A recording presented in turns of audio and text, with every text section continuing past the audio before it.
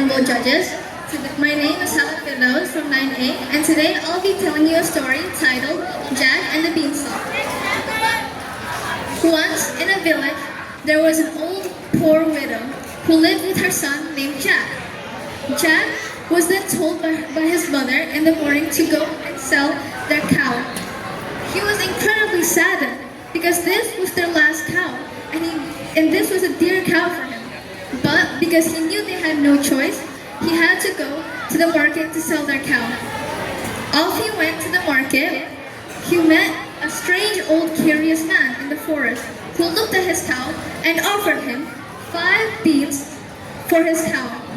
Jack then asked why that would be beneficial for him, but the old curious man then told him that those 5 beans were magical, and he assured him that he would get a great fortune for those beans. And so, Jack took the offer and gave his cow to him.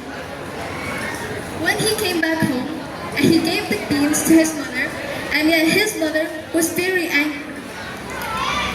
Jack, how could you sell our cow for some nonsensical beans, you foolish boy? Told his mother. And yet, Jack still believed that those beans were magical. But his mother took the beans from him and threw them out the window. That night, Jack went to bed hungry and heartbroken. In the morning, as dawn broke, Jack went out the window and gasped. No way!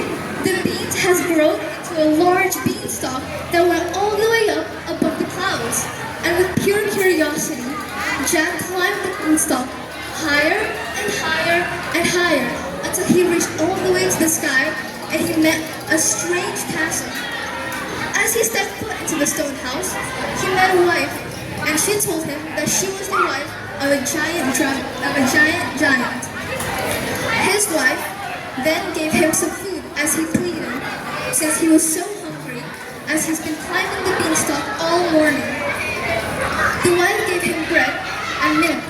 Before Jack could finish his bread and milk, he heard a thunderous rumbling coming from outside of the castle. He knew that the giant had come back home, and so he ran and darted as quick as possible behind the stove to hide. As he was hiding, he heard the giant come in and tell his wife whether there was any humans there or not.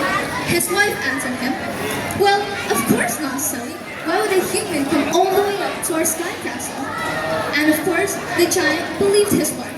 So he stood down and he ate his meal for the rest of the day before going to his bed and taking his slumber.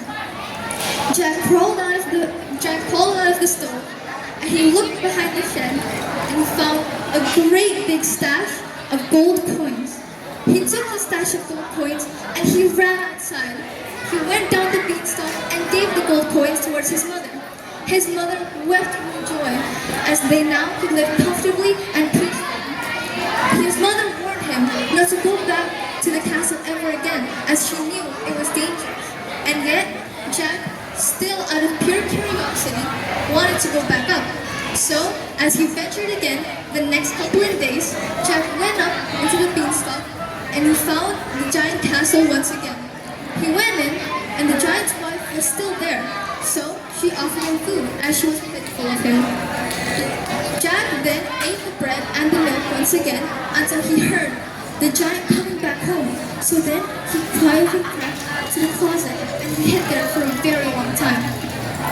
The giant went back to his room and he slept for the next day until Jack went back out and he crawled back into the giant's chamber. He went in and he saw a golden magical harp who could play music by itself.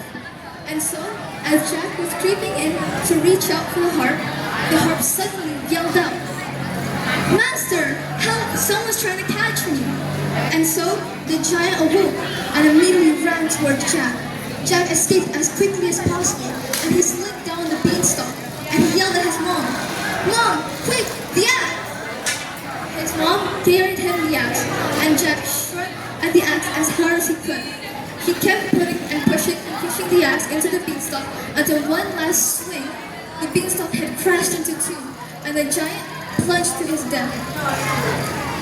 Jack ran to his mother and held her as tightly as possible, since he was now safe and sound, and so Jack and his mother lived happily ever after, comfortably in their own little cottage. The end. Thank you.